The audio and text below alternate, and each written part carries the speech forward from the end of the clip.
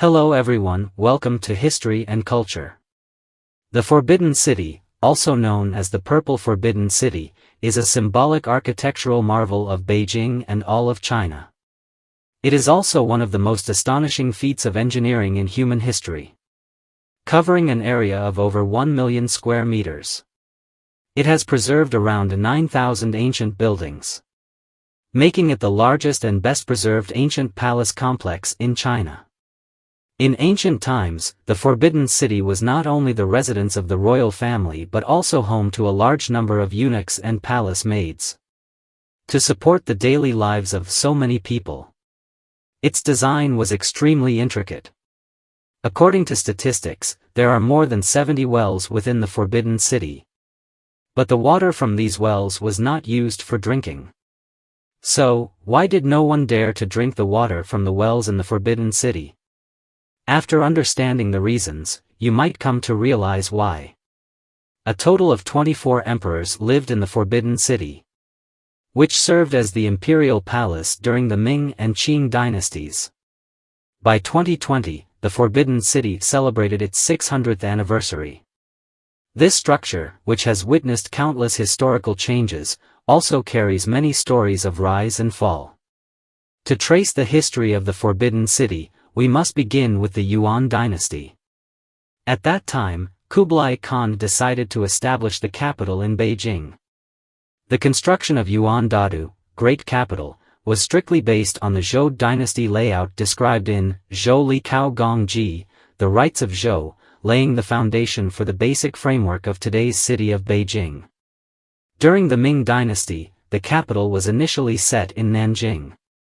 However, Emperor Yongle, Zhu Di, in order to better control his regime and secure the northern territories, decided to move the capital to Beijing.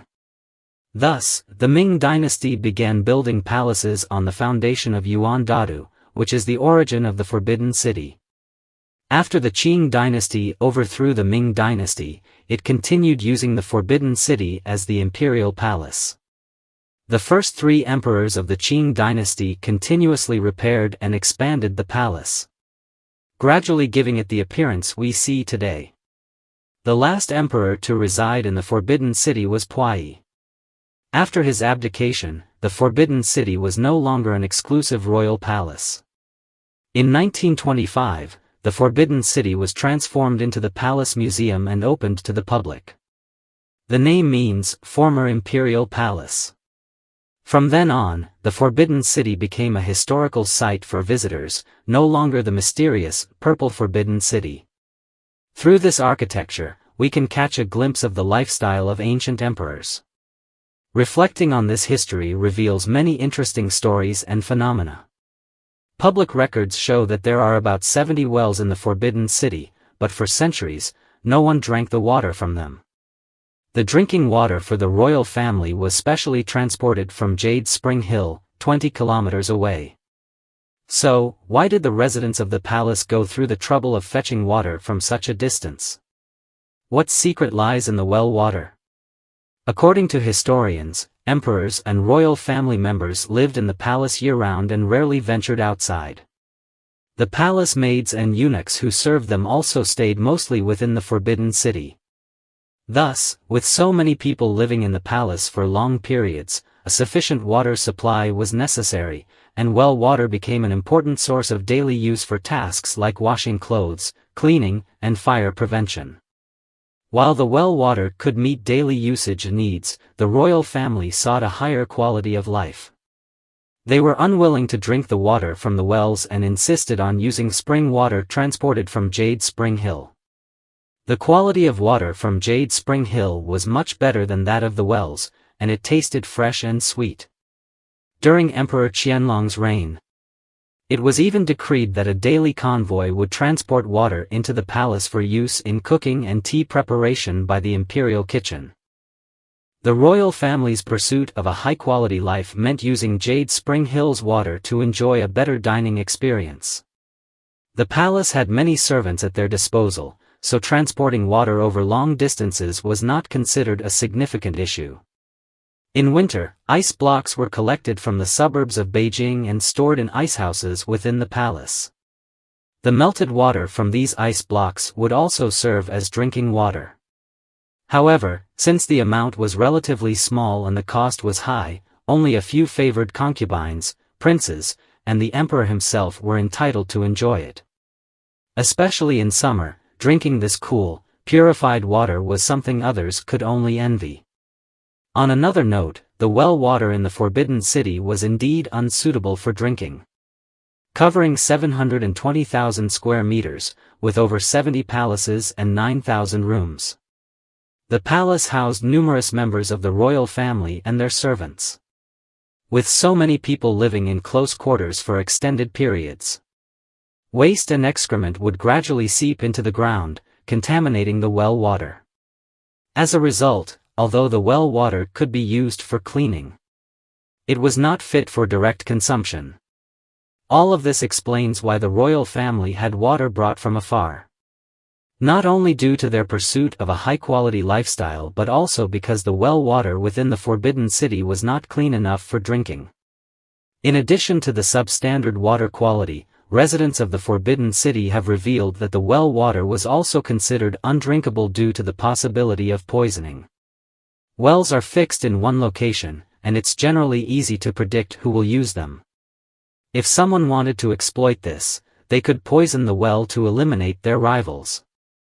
In the Imperial Harem, where conflicts often took place in secret, poisoning became a method some people used to remove adversaries. Since groundwater is interconnected, if one well was poisoned, other wells could also be contaminated. Over time, people became too afraid to drink from these wells. The power struggles in the Imperial Harem during the Ming and Qing dynasties never ceased. This is something you can see in many historical dramas. Art imitates life. Besides poisoning, other cruel methods were also frequently used to deal with those who fell out of favor. Some were directly thrown into wells to drown, like the infamous Zhenfei well. Zhenfei was originally Emperor Guangxu's favorite concubine, but her bold personality displeased Empress Dowager Cixi. When the Eight-Nation Alliance invaded Beijing, Cixi and Guangxu fled in haste, and during the chaos, Cixi took the opportunity to deal with Zhenfei. She was thrown into a well, the opening sealed with a stone, and no one dared to save her. In the end, she became a ghost of the well. The following year, Zhenfei's family was finally allowed to retrieve her body.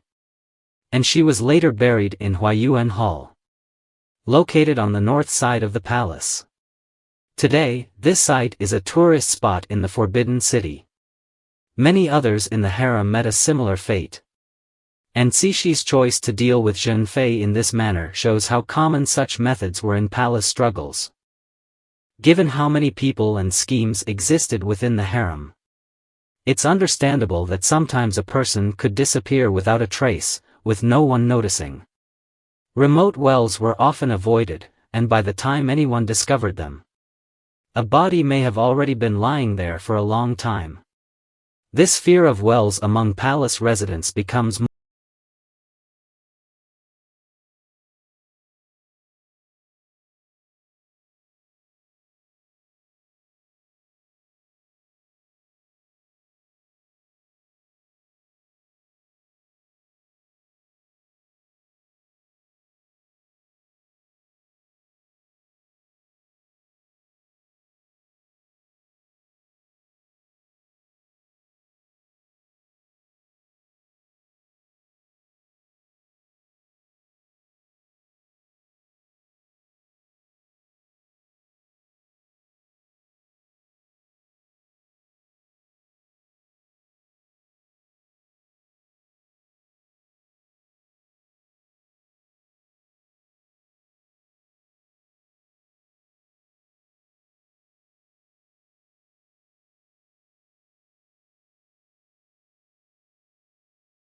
rituals and scheming lifestyle of the palace and yearned for a free, unrestrained life. Her personality was shaped both by her innate traits and her upbringing. Zhenfei and her elder sister, consort Jean, grew up in Guangzhou under the care of their uncle Changshan. Although Changshan was a military officer, He enjoyed associating with scholars and specifically hired the esteemed scholar Wen Tingshi to teach the sisters. Wen Tingshi was not only a highly knowledgeable scholar but also the second-place winner in the imperial examinations. Guangzhou, being the earliest open port for trade with the West, frequently interacted with Western ideas, making it a place of relatively progressive thought. This environment made Zhen Fei's thinking more lively and forward-looking. Additionally, her family had a liberal atmosphere. Her two uncles, Zhirui and Jijun, were both open-minded figures. And her mother was very understanding. These influences had a deep impact on Zhen Fei's development. Zhen Fei came from a prominent family. Her grandfather was Yu Tai, the governor of Shaanxi and Gansu. And her father had served as the right assistant minister of the Ministry of Revenue, while her uncle was the general of Guangzhou.